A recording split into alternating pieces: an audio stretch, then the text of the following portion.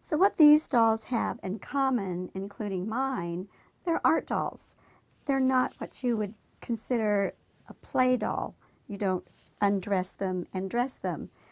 You probably could if you wanted to, but I have a tendency to create clothing that is already part of the body, like this doll, versus this doll. She's naked completely, and what I will do eventually is create an outfit for her.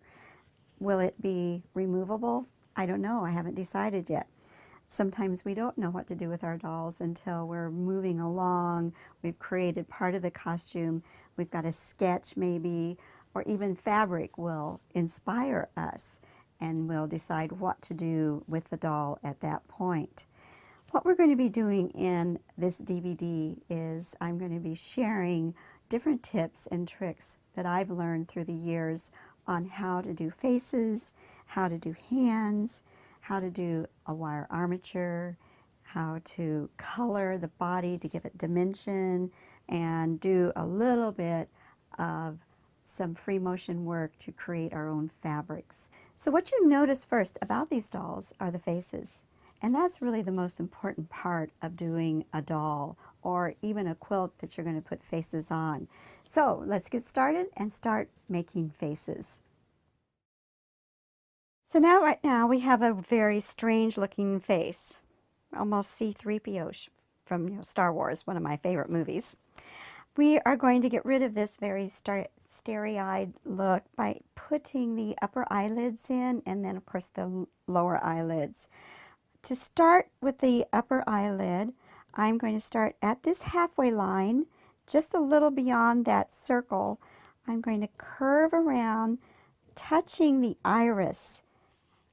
At some point you can drop it down or wherever you want it, but you want to touch the upper part of the iris.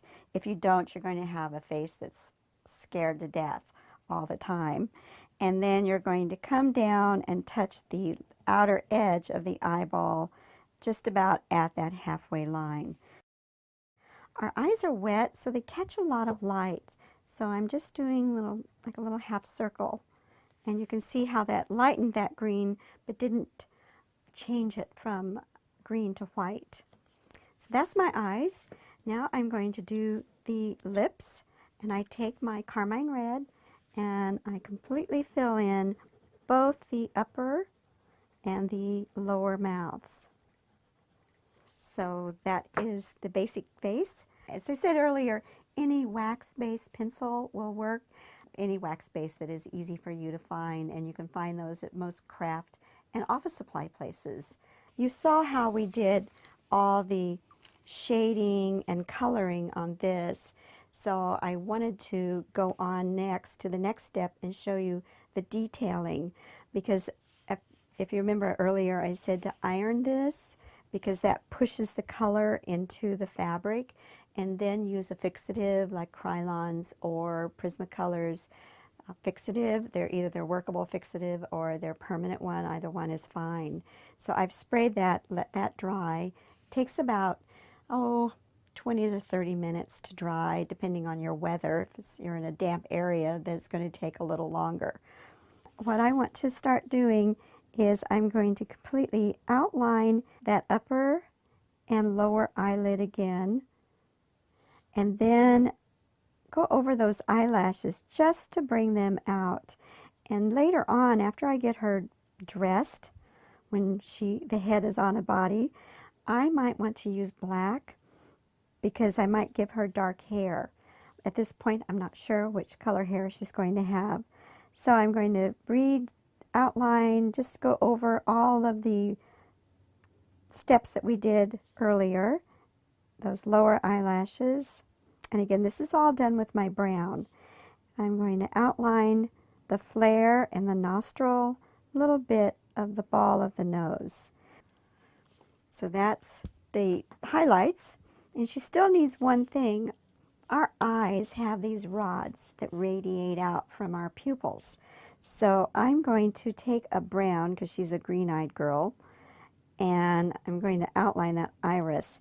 Now I'm going to put those rods in, and they're just little lines that come out from the pupils. We now are ready to color this little girl. And as I mentioned earlier, I love the Shiva Paintstiks, and they are an oil stick. So they're a little bit messy. Some people think, oh, they're so messy, but they're wonderful to work with. And you'll find as you are blending with them, you get more of a paintlery look, a very smooth look versus the pencils where you can often just see the grain lines of the pencils and also the fabric. You're just going to smear that all over her face and getting some of this lighter area up here, and not worrying about the eyes or anything because we're going to detail that. And as you can see, the Shiva Paintsticks are not covering all of your pen marks, so they're still showing up. I twirl this in the color, and then I'm going to just sort of twirl it in the center of her eyes where I think the pupils are going to be. And that's about all you can do at this point. With the Shiva Paintsticks, you need to let them dry for 3 days, and then you iron them, and then the ironing finishes the curing process. And then what you have is a face that you can now detail because it's cured. It's now where you can then take your pens, because if I were to use my pens on her on this face now, they're just going to get clogged up. So what I do is I do let them cure for three days, and then I come in and I can iron it and then use my pens. And you can see I've already started detailing the face. So I will use my brown pen and draw in, darken those eyelashes, outline the eyelid, and put in more eyebrows, excuse me, and then her eyelashes. And I outline the iris again because you can see that's very smudgy, but I can outline that with my pen and the smudginess goes away. And you can see how the pens are not getting clogged up and they're actually showing up quite nicely. And now I'm going to create that lifeline. So I'm going to bring that thread across the palm, and I'm going to come in just below the index finger and just short of this seam here. And then I'm going to come down to my wrist again.